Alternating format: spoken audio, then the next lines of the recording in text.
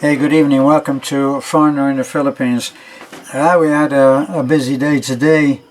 We actually went yesterday to Tagbilaran to take our truck in because it was up for its 10,000 K service. And so we got there with the best of intentions. They said that the truck would be finished by 2 o'clock. Well, when we got back at 2 o'clock, it wasn't finished, and they'd found out that it needed a new one new injector. Obviously it's a diesel engine, and so we waited for that. Now, it was a busy day because during that time we also had other things to do. We had to go. We went to DMBI, and we had a clearance for me that I needed to have on our endless paperwork that we're doing. And so the truck was parked at Ford, and we had the tricycle to scoot round town. And actually, every time that we go to Tagbilaran, what we usually do is to avoid what is a really hectic traffic condition in Tagbilaran. We usually put the truck at the ICM mall, and we go and eat there. Our favourite restaurant there is still only a basic meal, but it is good food, and that is Greenwich. So we go to Greenwich and we eat there. My only chance to eat lasagna, so that's what I do. So we go there, and then afterwards we get the tricycle and we go wherever we have to with the tricycle, which is good in Tagbilaran because it's a set amount, so you're not going and haggling and feeling that you're getting ripped off if he's gone this way or that way. So that's what we did there. We went, and as I say, when we finally got back, and they still hadn't done the truck. So they're working on it, and they continued to work on it until, I don't know, it was I think about 7 o'clock. We were the only ones there. We were the only ones there, other than about maybe 3 staff. 2 trying to get our truck finished, and one lady that was working late on bookwork. So I'd already said, and I've said this many times, the driving after dark in the Philippines is like Russian roulette, with more than one bullet in the chamber. So we are pledged to never come back in the dark. We spend a lot of time in the dark anyway, you know, if you think about it. Everybody does. Well, anyway, we found a hotel that we stayed in before, which wasn't too expensive, and we stayed there. This morning we went over to see some good news, and that was Baby Boy. We've called him Baby Boy. It seems almost in a tribute to baby Faith, who sadly we didn't get to save. We went to see Baby Boy, and ironically he was in the same cot as baby Faith had been in when we went to see her just over a year ago, when we took Faith and Marisol and her mom to the hospital, and we got them through, helped them to get through some of the procedure there, and with the help of one of our subscribers back then, we were able to be a small part of helping on that. Well, we got to the hospital. Obviously that was a tricky operation, and it's not without risk. baby boy is only about 18 months old, so he's a little guy, and we were worried that everything was going to be okay. Actually, it was somewhere between 6 and 9 hours that he was in surgery. Boy, when we go to that hospital, now we came in for a lot of criticism the last time that when we went to the hospital. Actually, it was when we went to see Baby Faith, and I kept the camera on, and I showed the conditions there, and a lot of people said that it was in poor taste. You know, I really felt back then, I really felt that it was something that people should see. It's so easy to be critical or annoyed or angry or impatient with staff who are in these hospitals. Man, if you go there and have a look for yourself, you will realize that these nurses and doctors are heroes.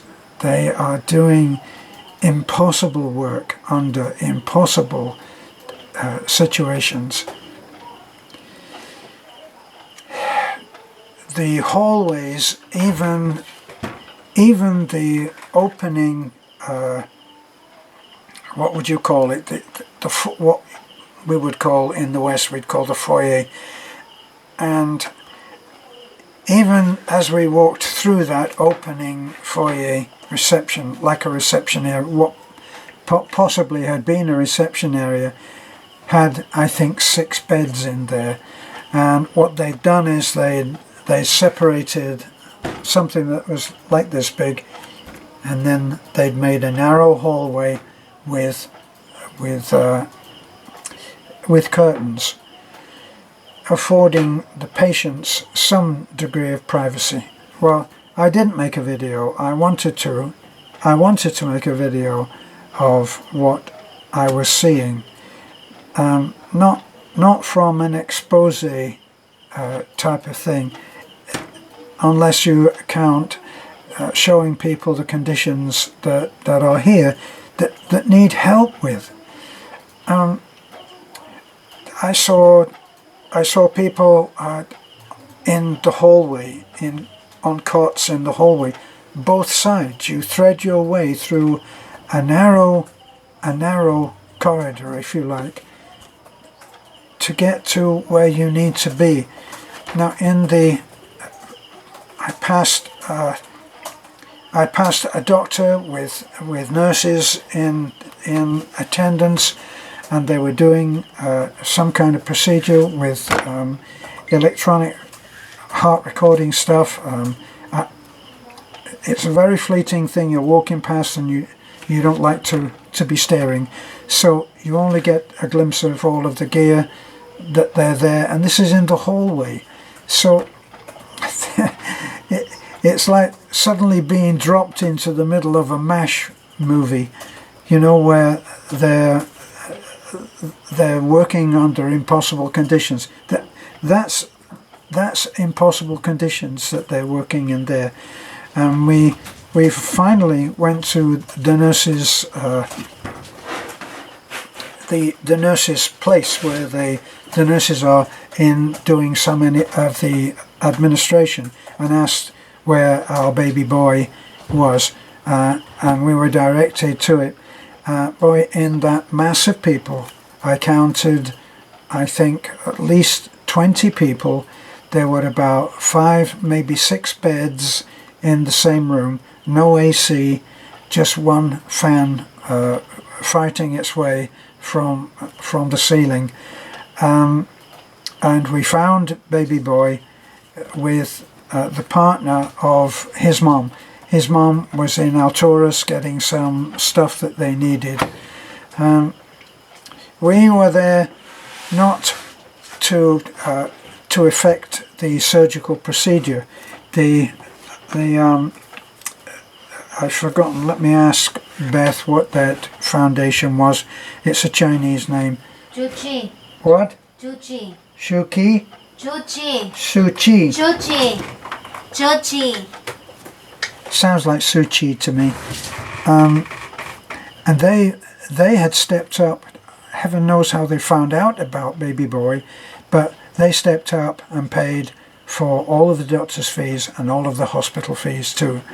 So that was a huge worry. We wondered how on earth that was going to do. One of our subscribers had been in touch and said, I'm going to call some of my friends. He was in America, and see if I can get the money to send to the parents. Thanks to that person, you can still send money to that family, and they will be very grateful for it.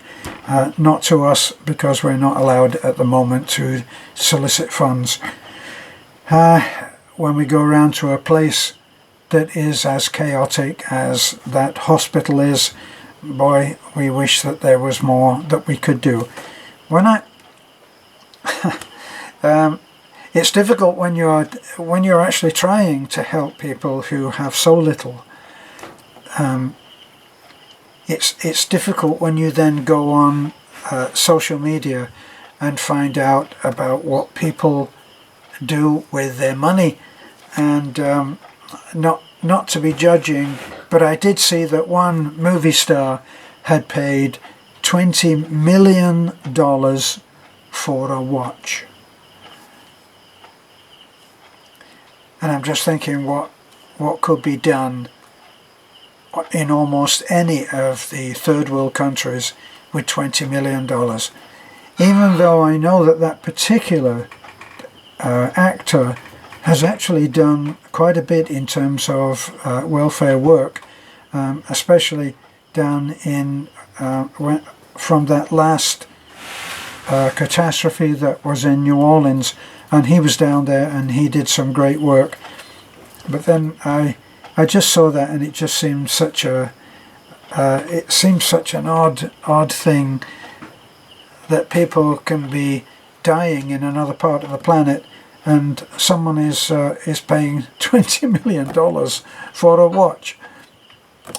Okay, we make our choices, don't we? He earned the money, and I guess he has the right to choose, which of course he does. So we were there for Baby Boy so that we could get some money to the parents who are roughing it. Believe me, they're roughing it. They're just sitting on chairs and stools by the cot of Baby Boy. He looks, compared to what we saw when he first arrived at our front door, he looks terrific.